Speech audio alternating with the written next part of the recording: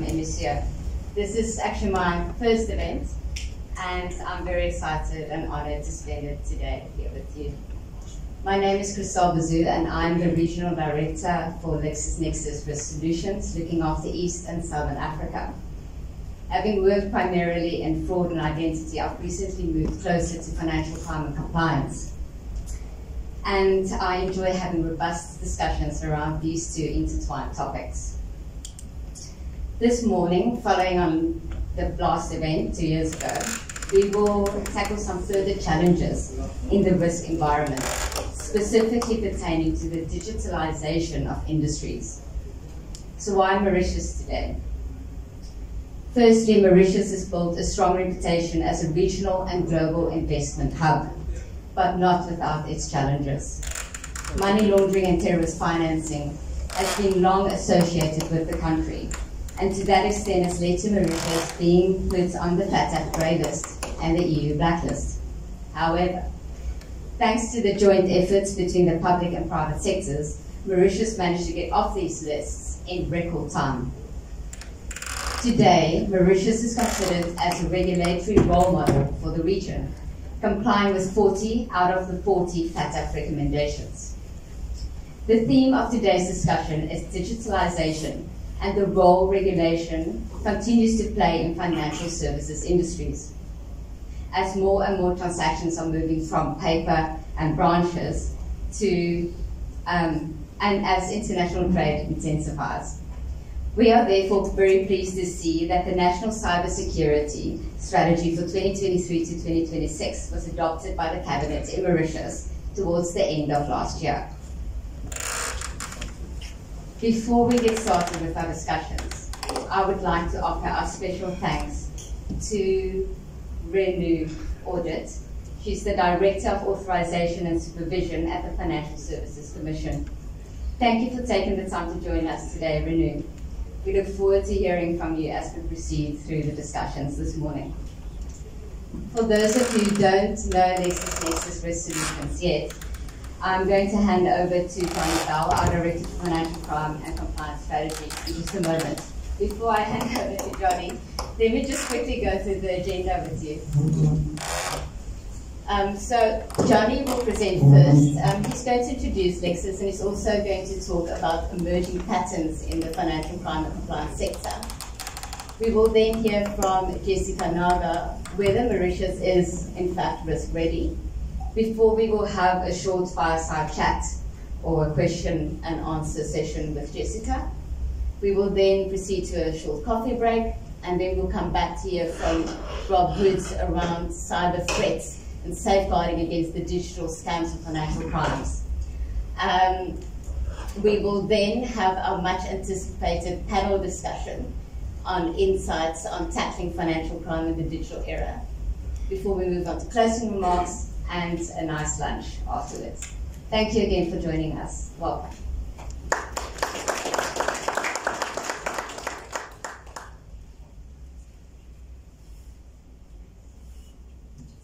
Move this. I'm going to walk around so I can see the slides a little bit easier. So hi everyone, I'm Johnny Bell. I'm the Director for Market Planning, Financial Crime Compliance at LexisNexis Risk Solutions. A bit of a mouthful when you put it all together, but essentially I'm responsible for the commercial strategy of the business, so looking at how we can evolve our products, whether we want to acquire new companies or whether we want to go into new markets. So my regional coverage, I cover Europe, Middle East and Africa here today.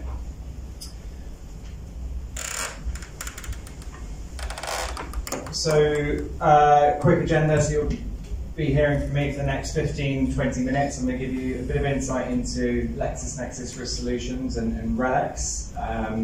I'll tell you who RELX are in a little while. We'll then go into some of the themes that we're seeing in the global regulatory landscape.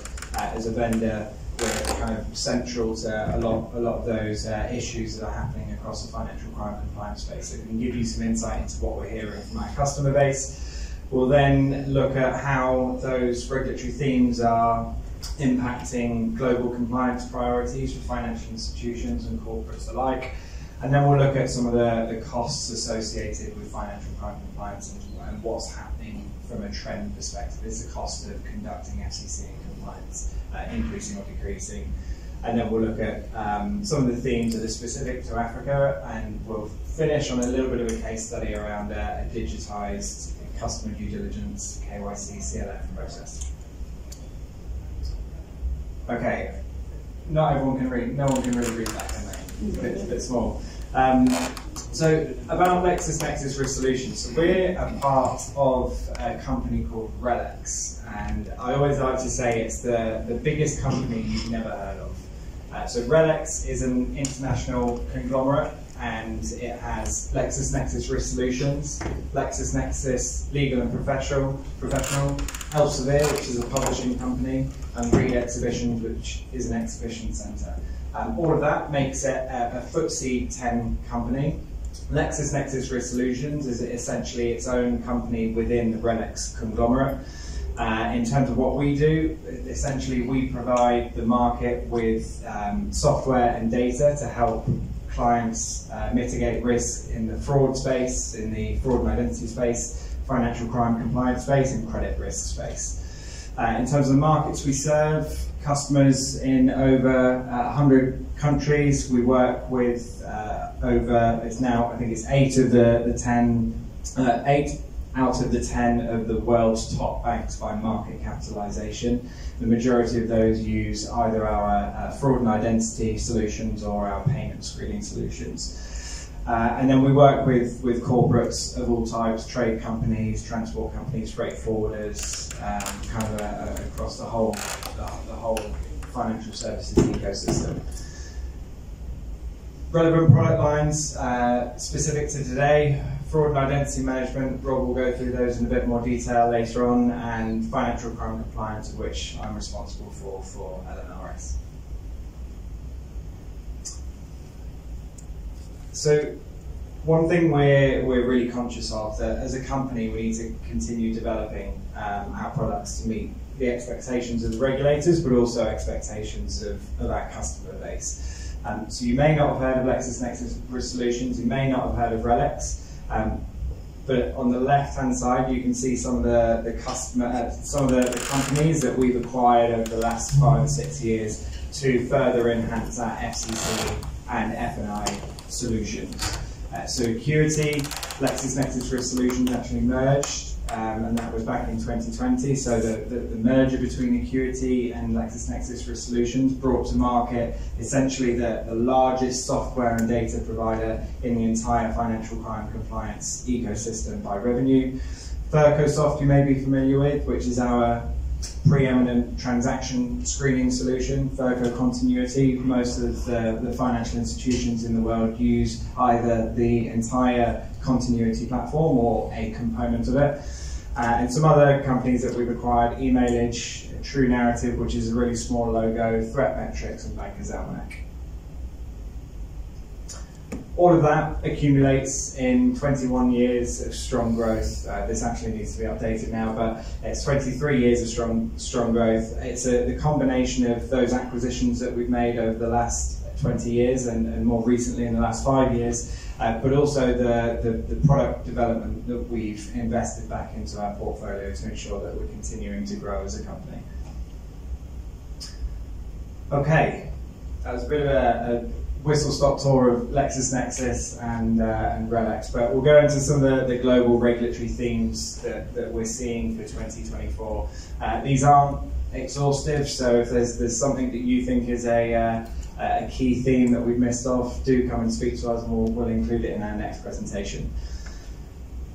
So number one is geopolitical tensions is causing regulatory fragmentation across the market. So be that the US-China tensions, the Russia-Ukraine conflict, or smaller jurisdictional issues like what's going on in Myanmar at the moment. But all of this is having a marked impact on the sanctions designations, which I'm sure you're all aware of, and it's increasing the amount of regulation related to sanctions. So it's something that we don't see alleviating in 2024, and something that we will expect to continue as long as those external geopolitical landscape issues continue to. Environmental, social and governance focus. If you look at the agendas of Davos from 2023, 2022 and even going back to post-COVID, or mid-COVID in 2021, the majority of the agendas in Davos were focused around ESG and ESG metrics and how institutions can start to look at tracking ESG metrics. So in the world of financial crime compliance, we're seeing ESG responsibility move into the world of compliance within financial institutions specifically, and it's something that again we'll see continue to flow through in 2024, and I think that's a result of firms not naturally knowing where to sit ESG metrics or ESG tracking in their operations. Increased scrutiny on digital assets and associated technologies probably come as no surprise that this is a trend for 2024. If any of you are interested in Bitcoin, you'll know by the price that there's it's pushing up and pushing retail investors like me and you to crypto assets. What is interesting though is there's lots of central banks around the world and regulators that are looking at setting up crypto-specific regulations to monitor and provide financial crime compliance on top of those virtual assets. Really good example from where I'm based in the United Arab Emirates. The central bank has set up a separate regulatory authority called the Virtual Assets Regulatory Authority, who have full autonomy in the UAE to enact on behalf of the central bank when it comes to virtual assets regulations. And lastly, demand for public-private partnerships is quite clear across the SEC portfolio. The movement towards PPPs is very, very much encouraged by governmental bodies around the world. So again, it's not something we expect to alleviate in 2024. On the right-hand side, I'm not going to go through all of these, but I wanted to provide a bit of a snapshot of some of the regulations, guidances, guidelines that we see as being priorities or on compliance firms' agendas for 2024 and actually 2023 as well. So how does all of that impact firms' investment priorities? So we know what's going on in the market, we know there's increased geopolitical tensions. We understand there's cost constraints. We understand that cost is rising in the compliance and financial crime compliance space. All of this is having an impact on how firms around the world are wanting to deploy money when it comes to solving for compliance and FCC. So the first is move to cloud. We're conscious that across our customer base, which was predominantly financial institutions, we're moving more into the corporate space now, but predominantly financial institutions, there is a propensity to move compliance solutions and specifically screening solutions to the cloud. It was very much accelerated by the COVID pandemic and the requirement to access these remotely. There is a slight difference in the tiering of financial institutions. So we saw in the tier 1 space there was a propensity to try and procure private cloud solutions for screening, and then across the tier 2, tier 3, or what we would define as a mid-tier space, we saw a more openness to adopt hybrid cloud solutions or public cloud solutions.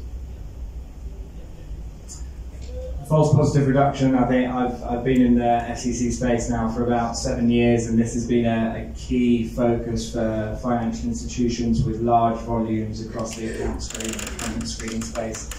And the trend this year in terms of compliance investment into FPR is that there's more of an engagement between central banks, regulators, and the financial institutions to look at how artificial intelligence and RPA can be leveraged to help with that false positive reduction capability. Migration to digital platforms is actually something we've seen more across the lower tier market. So when you think of your typical multi-jurisdictional, international, large financial institution, there wasn't so much of an appetite for them to migrate their entire CLM screening, financial crime compliance, customer due diligence, enhanced due diligence onto a single platform. We are seeing this very much in the neobank space or in the corporate space, where companies are coming to market and coming to us and asking for a single point solution that can solve the entire customer due diligence and client lifecycle management process. So it's a key trend, key investment trend for firms in the mid-tier, tier 2, tier 3 space. UBO and business data, again, similar to false positive reduction, is something that has been on firms' priorities for some years now. I think if you look across the market, there's probably only 2 providers out there at the moment that are able to provide sufficient beneficial ownership data that can support a typical customer due diligence program.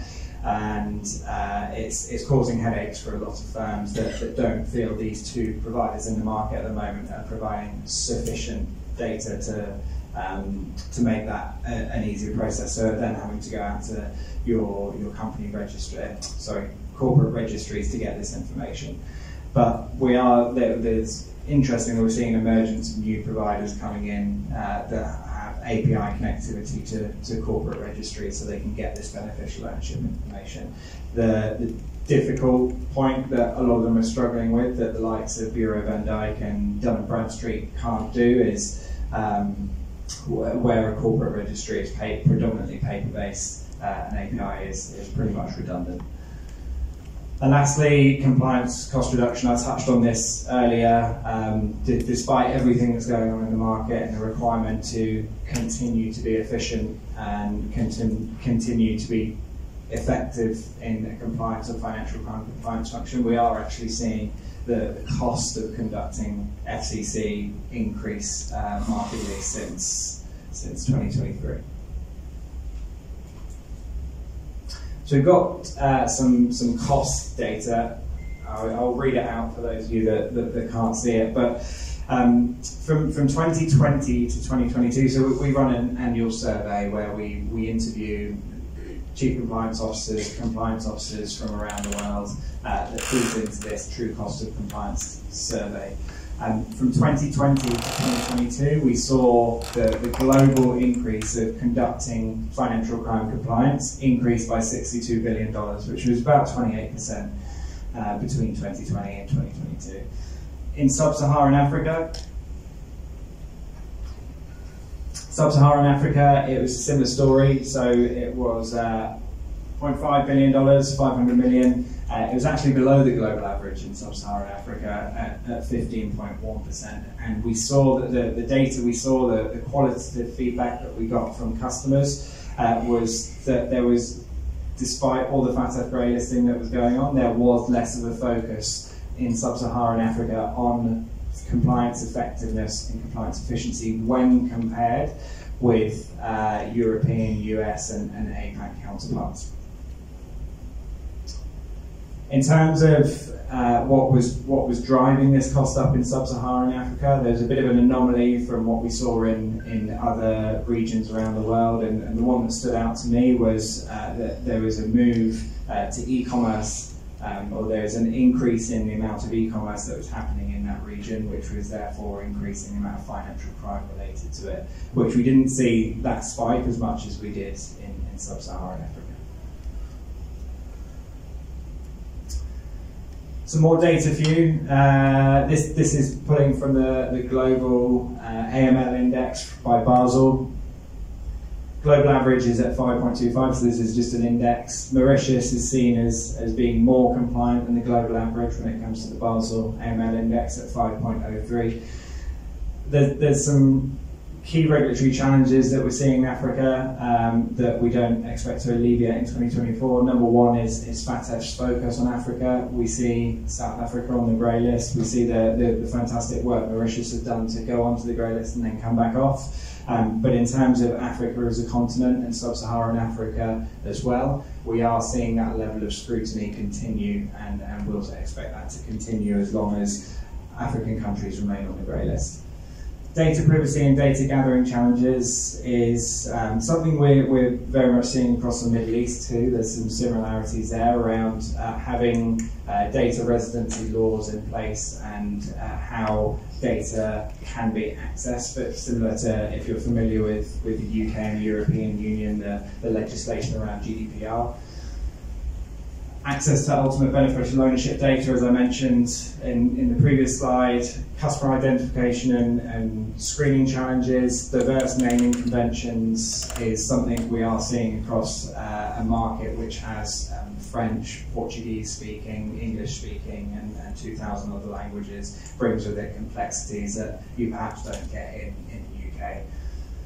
And lastly, governance risks and remaining compliant with national and international sanctions.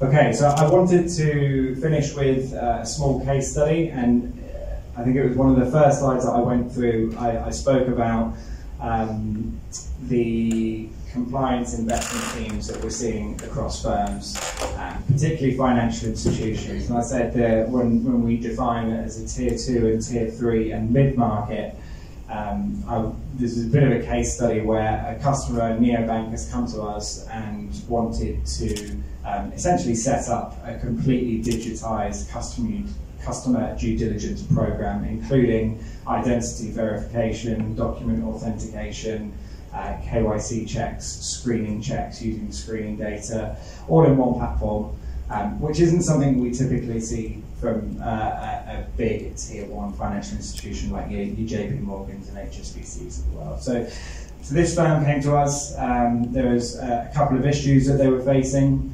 They're a new institution, relatively small customer base. They are facing a changing regulatory landscape and something with a small compliance team they weren't sure how to quite get their head around.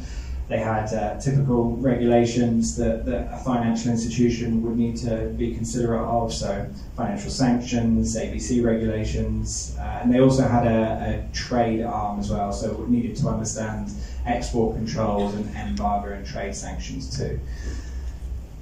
They were, as I said, relatively new, bringing on board new customers daily. The volumes were quite large in terms of the new customers they were wanting to onboard and screen, but also the number of transactions they were wanting to screen, and that brought with it some bad actors that were trying to navigate the world's financial system using their new neobank, given they couldn't get access to big financial institutions. And then there was increased cost pressures and a requirement from the board to improve operation efficiencies, and the cost pressures that we saw within the neobank were pretty significant.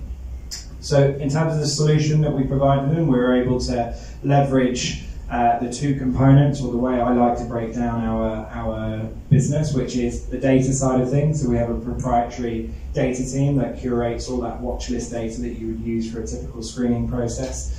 Dual use goods, international sanctions, private lists that had come from the neobank themselves, international PEPs, local and regional PEPs, which was very, very good data for that financial institution, given they didn't have that level of micro PEPs data that they needed from their previous provider.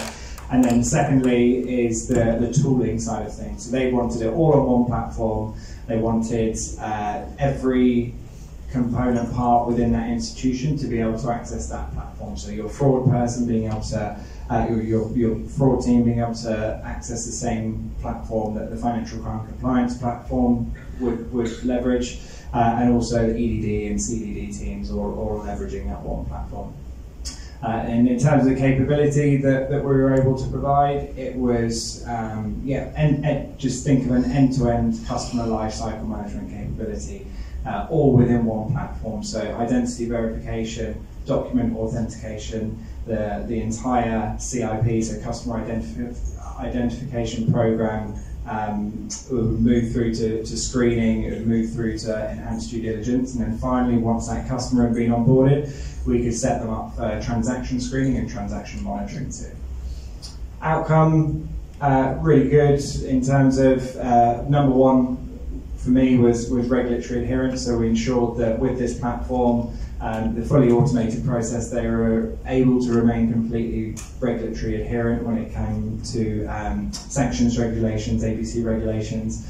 Improved efficiency, which was one of the board requirements when they needed this platform, was to not spend any more on conducting compliance and FCC than they were doing already. So the platform was able to realise a lot of these efficiencies across the workflow. And then lastly, it digitised and otherwise manual and paper-based compliance process. So that was a key thing for this neobank, was when they were bringing to market new products and bringing customers on board, they didn't want anything paper-based. It was all mobile-based, it was all platform-based. So interesting case study, and that's it for me. I'll take any questions from the floor.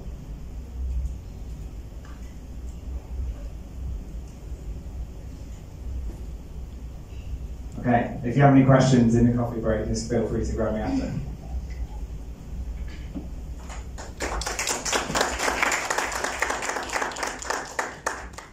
Okay, I'd like to introduce Jessica Naga, our next speaker. Jessica Naga is a fintech barrister and entrepreneur. She is the group CEO of the Mauritian headquartered Mindex group of companies, which includes Mindex Digital Custodian.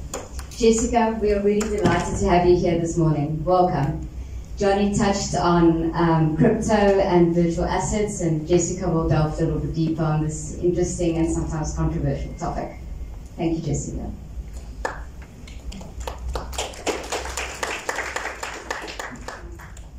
Good morning, everyone. It's a bit stressful to talk about virtual asset in front of a compliance group, but we're going to try. So before we start, I think I'd like to take the temperature and ask, who has ever traded in virtual assets here? Like, hi, 1, 2, 3, 4. That's correct? 4, all right. Who has wallets? So we're testing, right? They say they don't trade, but they've got wallets. So who's got wallets? So 1, he trades, he's got wallets. So we have 5. So in this group here, we've got 5. So it's really very nascent. It's really very new, but it's nothing to be scared about. So just to, this is for me. Yeah, down. Down. All right, okay. So I'll just tell you a little bit about myself. I am a barrister. I've been a barrister for 20 years. So most of what I do is risk management. So Mindex, I'm one of the co-founders of Mindex. I'm now the CEO of Mindex. So women in tech, again, a bit new, but you'll bear with me on that. So what we are is an ecosystem to create, store, and trade virtual asset and security tokens of any kind. So very often when we look at the tokenization space for virtual asset, we think only of Bitcoin and crypto, a few of them, but it's so much wider, so much wider. I'm really happy to have the FSC, someone so senior from the FSC here, so you can ask your questions and you can get more comfortable. The only way we can build this ecosystem from here for the continent is if we understand it first. We try it. Please have a wallet. Please try a little bit. See how fast it moves. It will change your mind. So we've had 30 years of a really good IFC in Mauritius, really great reputation. Can it sustain us for the next 30 years? In my view, definitely not. See, these are the things that we usually say, Mauritius is super well positioned, Mauritius can be the center for Africa. We are not on the continent. We're not connected like Dubai is. We don't have the planes. We don't have the, we don't have natural resources. We have financial services. We've got tourism.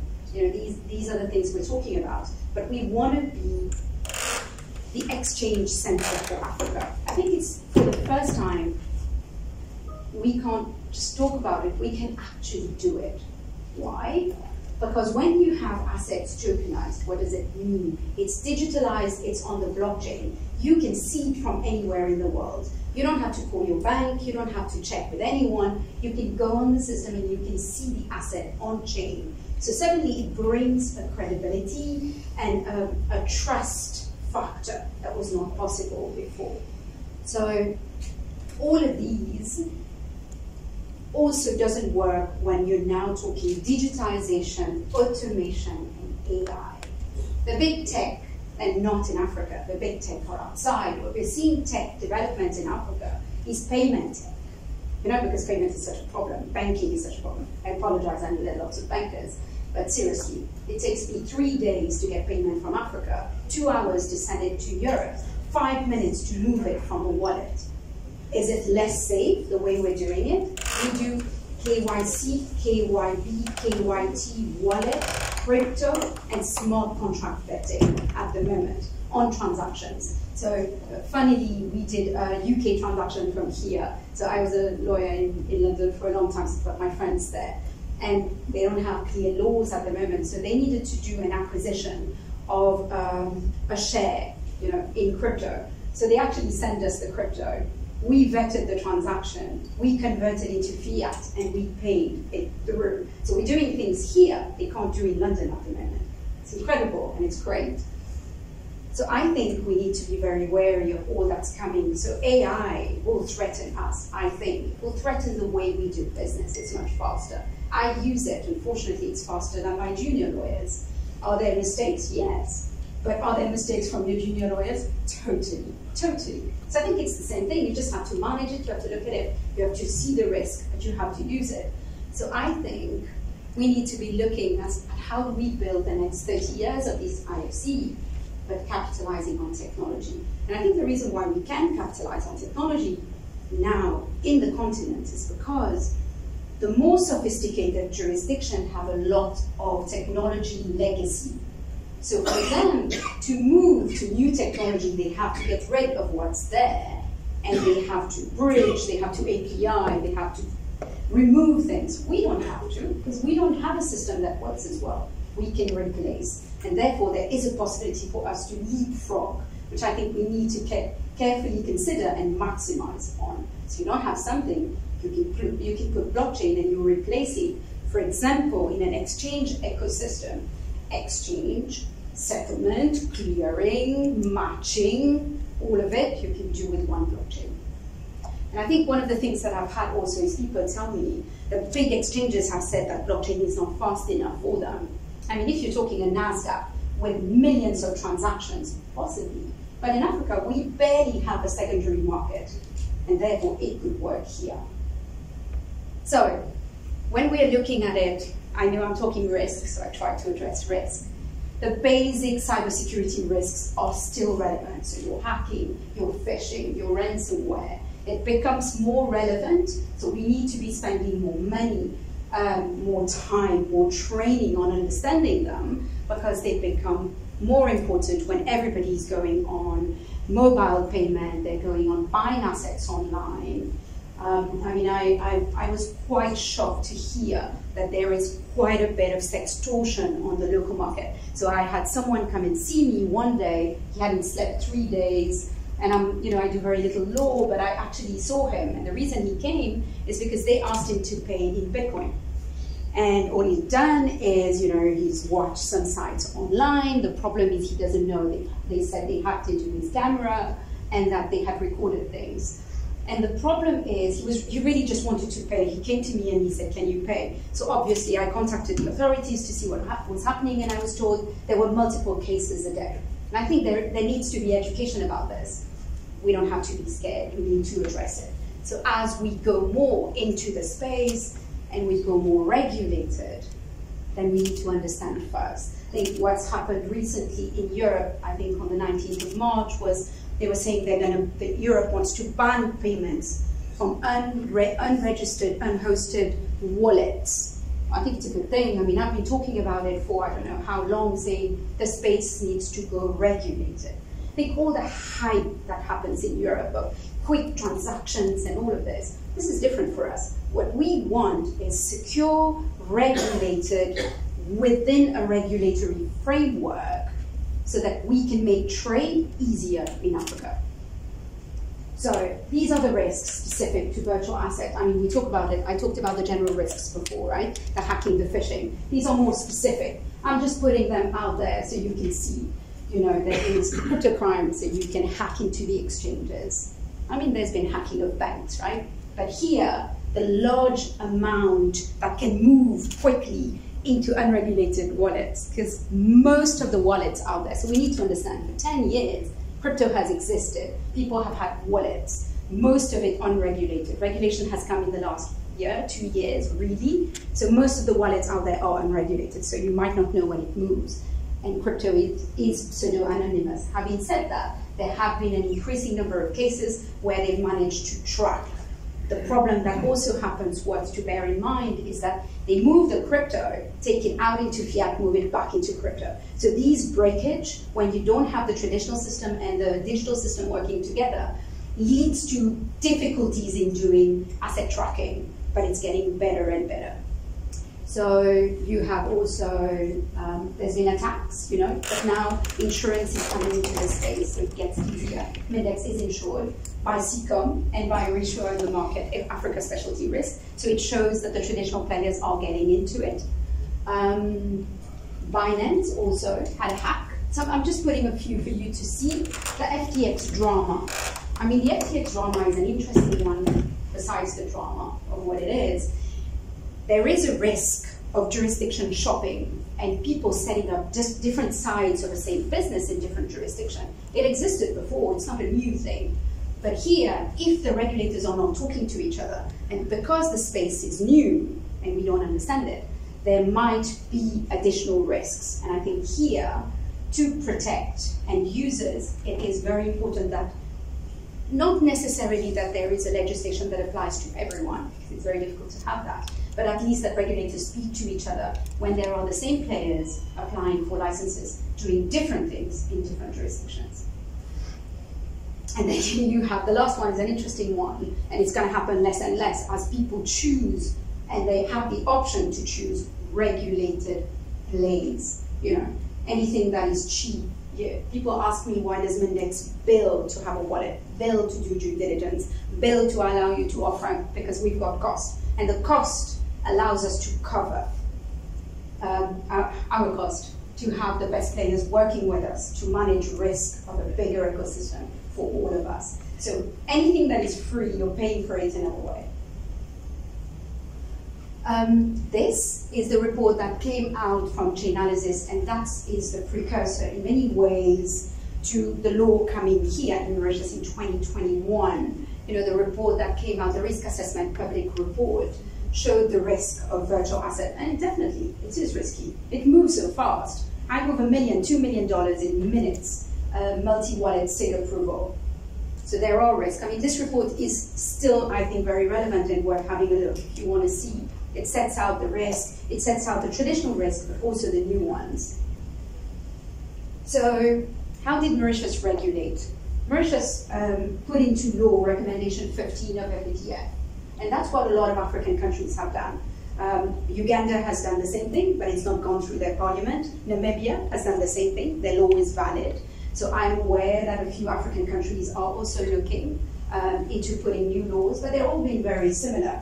And the way they've regulated is this.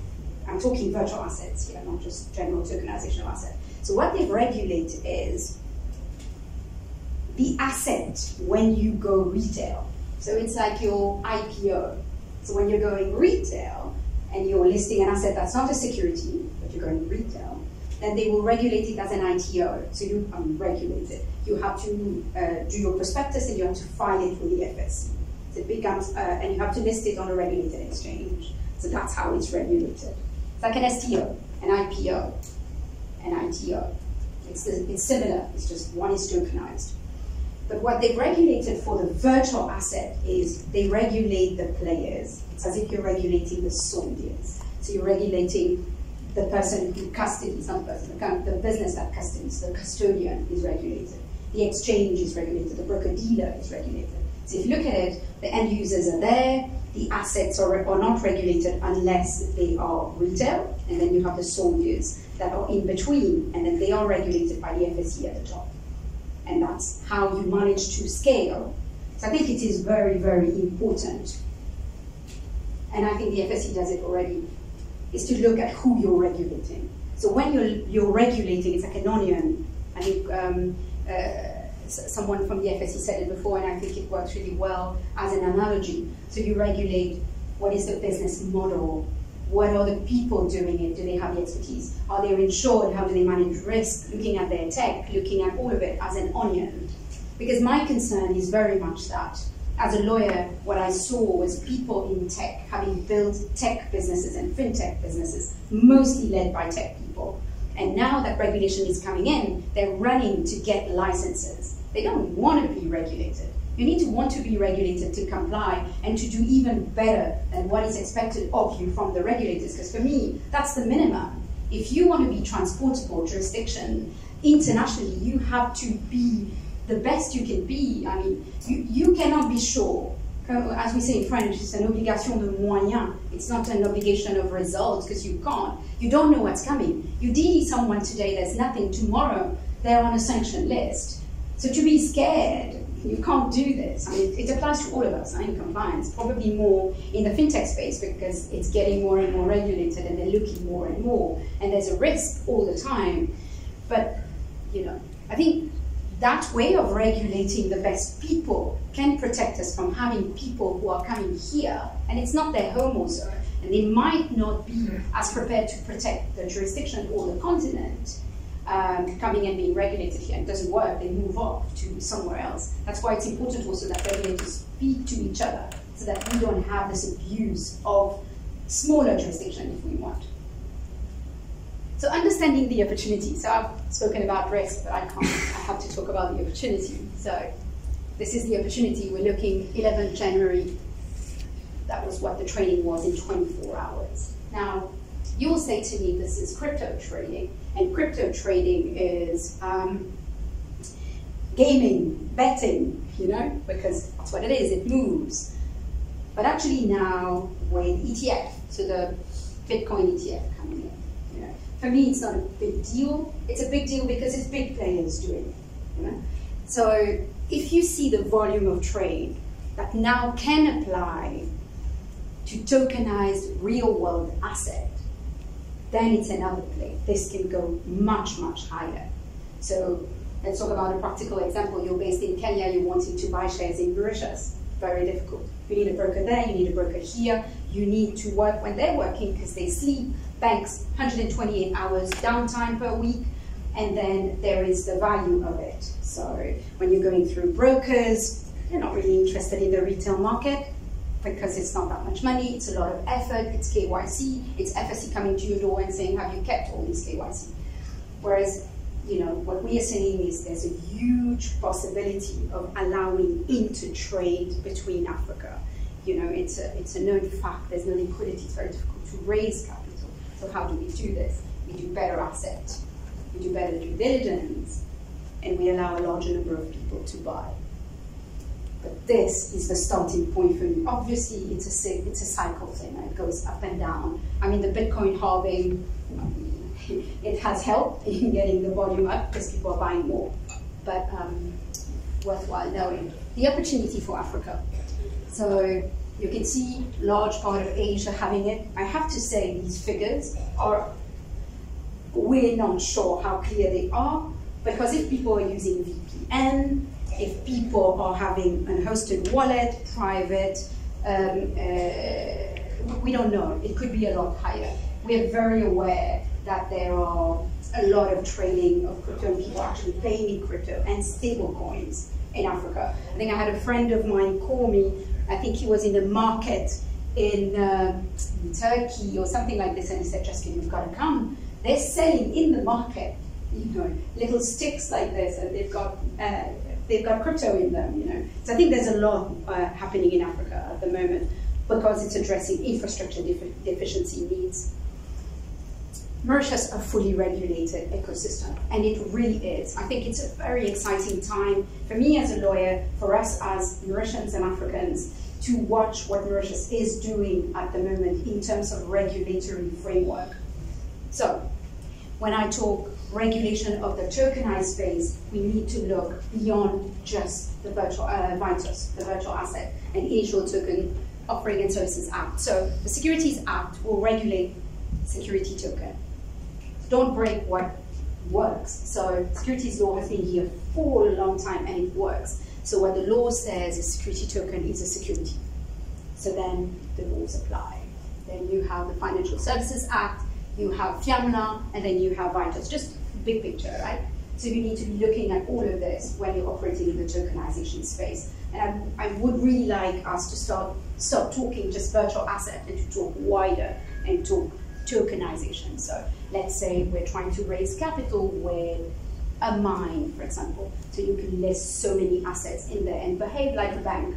Go after the best asset. So you could list the share, the bond, the mine itself, the mining right, the future extraction. You could create a bond and you could collateralize it in an asset within the company. So the definition of virtual asset in the Virtual Asset Act is incredibly wide. And what it says is it's digital representation of value. Pretty much anything. What's got value for you might not have value for me, but it's got value. And therefore it's incredibly wide. I mean, these are just things that I've put out there to show that Mauritius is actually doing better than very sophisticated jurisdictions, in my view, legally. What's happened in the US is that the SEC has not regulated virtual asset, and what it said is anything that is fractionalized is deemed to be a security.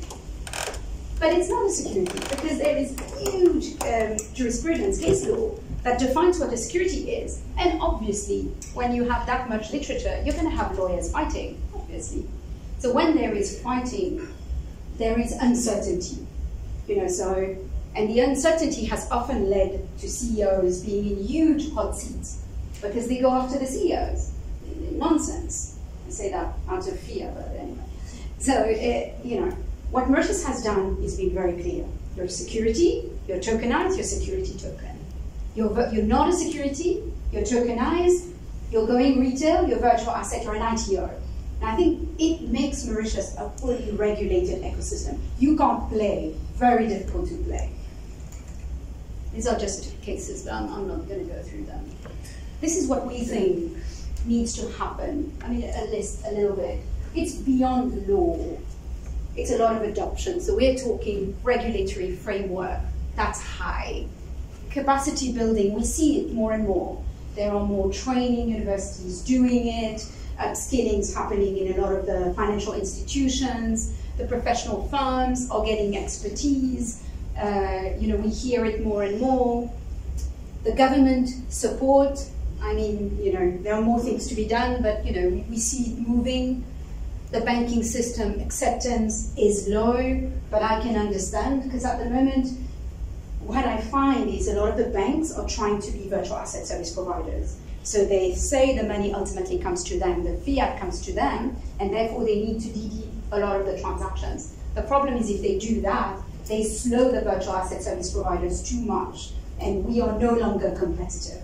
We have to understand that space is a global space, it's an international space, it's no longer localized. I mean, to do virtual asset just for Mauritius is not going to work, it's too expensive, it's got to be a bigger thing, which is a good thing, but if we're not competitive, we're going to die. So we've got to be competitive, and then public acceptance, and I think today we show it. Only 5 people in this crowd actually have wallets and don't transactions. I would strongly recommend that you try. I mean, one of the problems that I had at the beginning, and I was getting quite frustrated about it, you talk to compliance officers that are trying to understand the transaction, but they've never traded. And it's difficult to understand them, because you cannot imagine how quickly it is. You're used to, you send to the bank look at it, get a call back, and then you wait for 3 days, you have no idea when it's going to hit, and you say, please, send me the SWIFT, and then you check and you chase, and you have people just to do the chasing. Here, somebody says to me, I'm sending you some crypto, and I know who it is. They will send me a test, they'll send me $1, got it. 2 minutes later, they've sent me the rest. That's as quick as it can be. So we do a lot of this, just to say it. We do a test, we send a little bit, we make sure it hits, and then we send the rest. It's a way to just ensure that we're doing the right thing, because otherwise it can get lost. So just to tell you a little bit about us. So this is the Mindex ecosystem.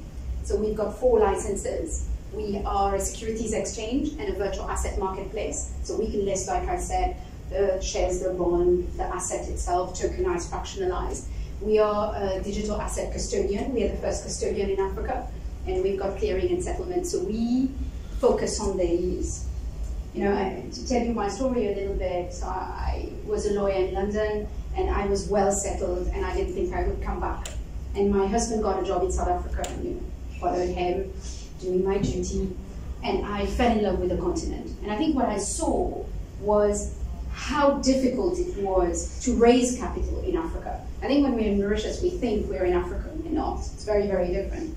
So very difficult banking, very difficult to do transactions. I helped a client do a listing in Kenya, stock exchange, and it took a year. And at the end, it was not in the risk appetite is the word that was used, and it was not listed. And the amount of time and effort lost and the lack of certainty for a board made that I started thinking personally, what can we do? How can we do things differently? And I fell into blockchain. And I thought it could address a lot of things, and I think it can. So one of the things that I found was, you know, like I said, the inability to buy cross jurisdiction, so difficult. I think the IMF issued a report last year or beginning of the year, and they're talking about volume of trade within continents. So I think they were saying something like 75 within Asia, 65 within Europe, 15% within Africa. This, if we multiply this by 2, it's huge for us. So there is huge possibility of making things better here. So one roof, all types of asset. So more asset to buy from. One route open to all. I think it's worth it to go retail. A lot of the time, the way that we invest is to make money, not to build infrastructure for the continent. And then the little money that we've made from the investment is going to cost us more. The lack of infrastructure is going to cost us more. Maybe we need to have a planning to build better for us in the future. So how, you know, we talk ESG. Yes, it's all good. But I think we need to be talking, how do we invest to make our lives better? And the problem when you're listing African assets out of Africa is that you're having brokers in jurisdictions that don't understand the plan, not necessarily interested in the plan. I'm not saying anything wrong with it, but difficult to plan for the future. So if we have investment retail aligned with use, so let's say you use that product, you know it, it's good, and you invest in it. The sustainability of this it's a very different play. It was difficult before, it is possible now. This is one of the things that we want to do more of, and possibly build also a secondary market out of it. Best quality asset. So when there is no liquidity, there's very little effort that goes into structuring an asset. There's no liquidity. Why would you spend the money to structure it? If we start with, but it's a chicken and egg, right? So we believe in building best quality asset. How do we do this? We partner with established players, brands that are transportable. So the big 4, we work with PwC, with Deloitte, with Dentons, with Chainalysis, with Control Risk, with LexisNexis. So, you know, all of these brands, they do help. Because when you're based in a jurisdiction where you do not know the best law firm in Mauritius, you will know the brands. And that's how we want to be able to do what we do from here. You know, one of the things that I was asked at the beginning of the year, so we had an investor coming and saying, we're very interested in Mindex. And they said, but we want you to list on a Swiss stock exchange. And we said, we've got to walk the talk. We've got to list our assets here to be able to keep that control. And non-stop efficiency, and that is just that you're a crypto exchange. Right? When people look at crypto exchange, they're like, risky. What I see is the ability for a large number of people to trade 24/7 securely on an app or on a web portal. Why can't we do that for real world assets? That's it. That's the digital ecosystem of. But I say disintermediation because it can, but it doesn't mean that. We actually work with liquidity providers, we work with brokers, we work. Actually, to make this game work for us, it has to be all of us. There is enough for all of us here, and it can be a game changer for Mauritius and the African continent. So this is our conclusion, really. This is how Mauritius has chosen to position itself in the digital space. And it's done very well doing so. It's gone highly regulated. Highly regulated is onerous. I mean, we've spoken this morning about the cost of due diligence. It's a worthwhile cost. What we need to consider is whether we do it at national level or more in an aggregated level to reduce the cost, but not diminish the risk management. I think that is something worth considering. Because when you have a small market and it's split, it's not necessarily good for us. We have a tried and tested system, and it's trusted in Africa. I mean, as Mendex moves into Africa, we see how people treat us, how people treat the value of our license, and I think that's very important. It's innovative. What we're trying to do from here is highly innovative. We are skilled, our people are skilled, our people are bilingual, really bilingual. And we have a pioneering legislation, so I think the future looks bright. And that's our fireside chat. So thank you very much.